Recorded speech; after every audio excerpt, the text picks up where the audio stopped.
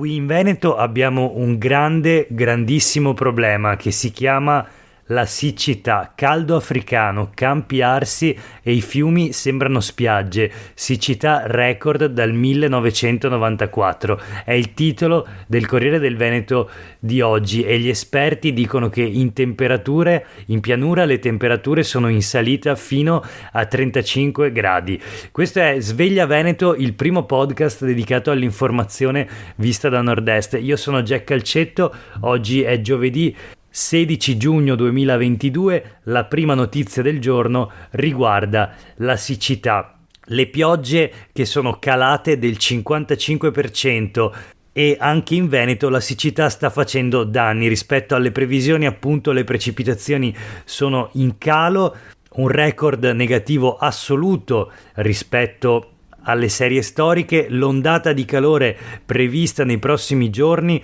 non rappresenta invece un'anomalia. Ci aspettano però punte di 34-35 gradi in pianura e la siccità sta causando nel frattempo danni seri, moria di pesci e campi arsi.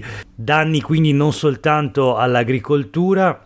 Nei fiumi, in particolare lungo il Tesina, nel Vicentino, sono morti appunto diversi pesci. Alcuni comuni del Vicentino progettano opere per la ritenzione dell'acqua piovana e i meteorologi tengono gli occhi puntati sulla Spagna. Dicono: se la bassa pressione dalla Spagna si sposterà qui, ci sarà una fase piovosa. L'articolo di Davide Orsato sul Corriere del Veneto di oggi. Voltiamo pagina, parliamo di occupazione, lavoro. Nelle pagine dedicate all'economia del Veneto dei quotidiani del gruppo Gedi leggiamo le statistiche di Veneto Lavoro: metà di chi si dimette trova un altro impiego nel giro di 7 giorni. Sono i dati appunto sui movimenti del cosiddetto mercato del lavoro.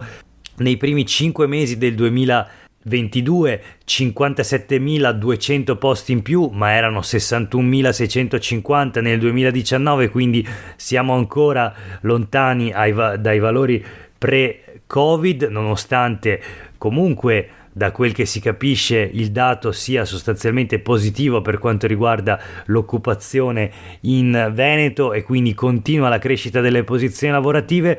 Tutto bene? Beh, non proprio, nel senso che la maggior parte dei contratti è a tempo determinato, come sottolinea lo stesso assessorato regionale al lavoro del Veneto, quindi aumenta la precarietà, ma aumentano anche le dimissioni. Questo fenomeno, le dimissioni volontarie dei lavoratori impiegati anche con contratti a tempo indeterminato. Nei primi 5 mesi dell'anno nel settore privato le dimissioni sono state 51.600, con un incremento, pensate, addirittura del 32% sul medesimo periodo dell'anno precedente e del 35% sul 2019.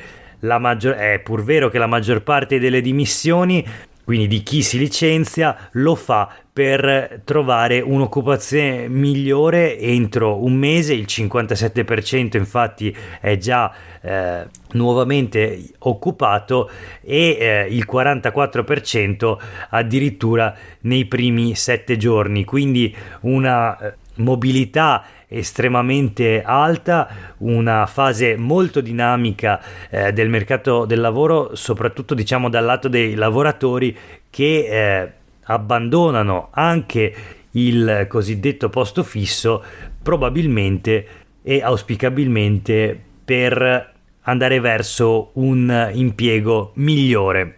Comunque dati che ci interrogano, soprattutto per quel che riguarda l'esplosione dei tempi determinati e quindi del lavoro precario.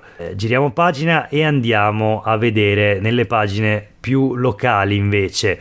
Verona, un caso nazionale, ormai le elezioni amministrative che hanno visto affermarsi al primo turno Tommasi, il candidato del centrosinistra, Damiano Tommasi, ex calciatore, dietro di lui staccati a una certa distanza il sindaco uscente Federico Sboarina e Flavio Tosi, già sindaco di Verona per molti anni. Leggiamo i titoli dei quotidiani veneti di oggi.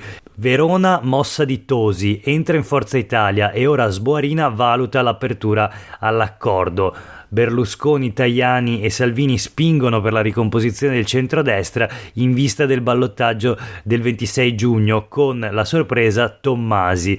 Quotidiani del gruppo Gedi scelgono una grande fotografia di Flavio Tosi assieme a Antonio Tajani, dal quale riceve la tessera di Forza Italia. Foto più piccola invece di Sboarina e di Damiano Tommasi, candidato sindaco del centrosinistra, che al primo turno ha conquistato il 40% dei voti. Ci sono le dichiarazioni di Berlusconi, che a proposito di Tosi dice: è stimato e darà un contributo decisivo al successo del centrodestra al ballottaggio. Ricordiamo che Forza Italia aveva sostenuto Tosi al primo turno a Verona, spaccando quindi il centrodestra, perché Lega e Fratelli d'Italia avevano sostenuto invece il sindaco uscente Federico Sboarina. Il centrodestra quindi prova a ricompattarsi.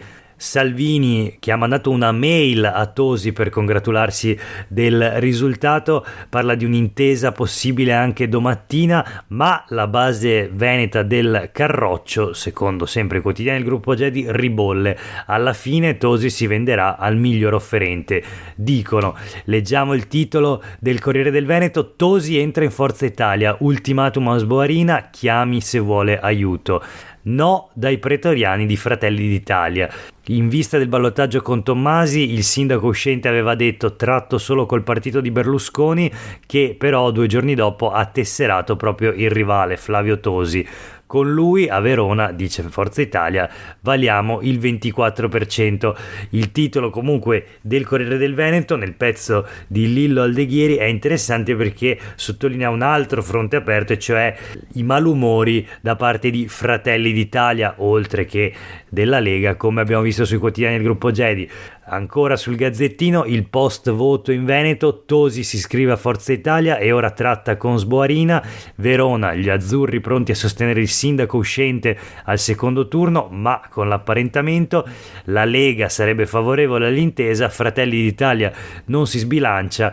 I renziani invece, che avevano sostenuto Flavio Tosi al primo turno, si sfilano e annunciano che appoggeranno invece Tommasi, il candidato del centro-sinistra. Insomma, un percorso accidentato quello del partito di Matteo Renzi, Italia Viva, che a Verona mi chiedo se verrà compreso dagli elettori al primo turno con la destra, al secondo turno con il centro-sinistra. Ma torniamo all'articolo di Alda Vanzan sul Gazzettino di oggi. L'annuncio a Roma con i vertici azzurri, Tajani gli appunta la spilletta, da Berlusconi il saluto via social.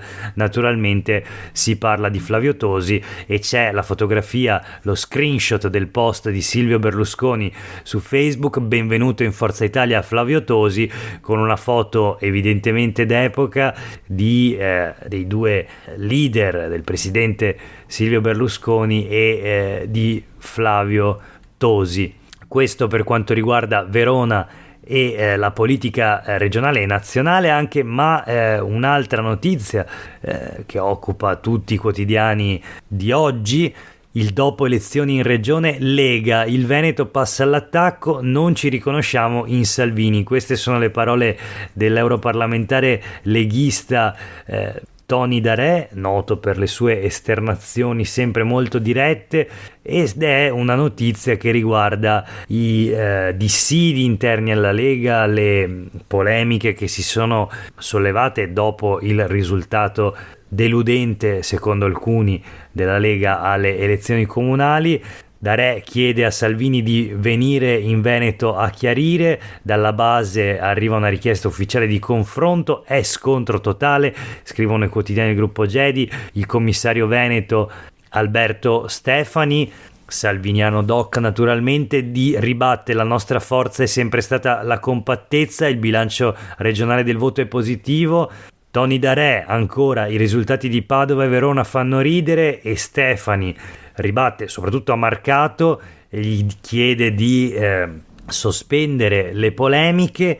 Leggiamo il Corriere del Veneto, scontro totale nella Lega, ormai è tutti contro tutti, anche qui la foto e le parole di Marcato che ieri ha detto a Padova: abbiamo perso in maniera imbarazzante a Verona, ci è riuscito il capolavoro di andare divisi, quasi ovunque siamo dietro Fratelli d'Italia. Credo una riflessione profondissima e violenta nel nostro partito vada fatta. Queste le parole del bulldog Marcato, come viene chiamato dai suoi sostenitori. E ancora il Corriere del Veneto: prima Marcato, ora Toni da Re, linea politica sbagliata, il segretario venga in Veneto, i salviniani dall'altra parte fanno quadrato, ma adesso ci sono crepe pure tra i parlamentari, resa dei conti dopo il secondo turno. Insomma, scontro totale nella Lega. E noi invece voltiamo pagina e chiudiamo questa puntata di Sveglia Veneto con alcune notizie flash. Da Venezia rinasce l'Authority che si occuperà anche del Mose. Il Consiglio dei Ministri ha sancito l'avvio del nuovo ente, l'Autorità per la Laguna di Venezia, nuovo magistrato alle acque, con poteri sulla salvaguardia della laguna e del centro storico. L'Autorità per la Laguna di Venezia è l'ente che si occuperà anche della manutenzione e della gestione del Mose, l'opera ideata ormai tantissimi anni fa, che dovrebbe salvare Venezia dall'acqua alta, ma naturalmente la domanda che tutti ci facciamo è se potrà salvare Venezia dal riscaldamento climatico e quindi dal innalzamento del livello dei mari. Il commento del sindaco Brugnaro: saremo protagonisti delle scelte che ci toccano da vicino. Sempre a Venezia, ma parliamo di calcio, è un caso social, parliamo degli attacchi offensivi che sono arrivati sulla pagina Facebook del Venezia Calcio, e dalla società quindi la risposta: stop ai tifosi sui social, chiusa agli interventi la bacheca Facebook della società dopo le polemiche che hanno accompagnato la retrocessione in Serie B. C'è un post su Facebook della Venezia Calcio che intitolato Community Guidelines. Ecco le linee guida, quindi niente critiche su etnia, sesso, religione e commenti a dirigenti e giocatori con intenti denigratori.